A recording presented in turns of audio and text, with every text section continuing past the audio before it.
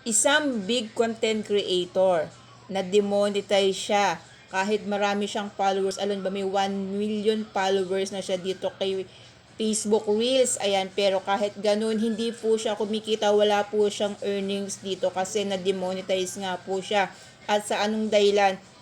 Siya nga po kasi mahilig siyang maglagay ng caption na ang ating mga notification ay, alam nyo na po ang ibig sabihin ng pag ang ating notification ay mahirap pong banggitin at ilalagay ko po dyan yung words na yan.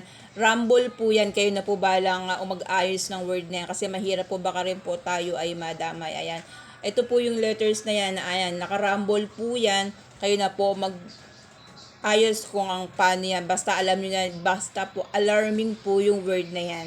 Nagsisimula po yan sa letter P. Ayan, mag-ingat po kayo na gawin ito na i-caption o i-comment, gawing title kasi nga po, siya nga po ay na-demonetize na dahil lang sa salitang ito. Kaya po mag-iingat tayo.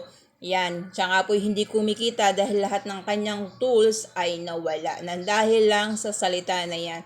Kaya mag-iingat-ingat po talaga tayo mga guys. Ma-share ko lang para po maging aware din tayo sa mga kinakaption natin o sinasabi o nilalagay. Kahit sa pag-comment ng ating mga kapwa nating content creator. Mag-iingat po tayong lahat mga guys. Thank you for watching. Paki-share ang aking video para po mas maraming makapanood.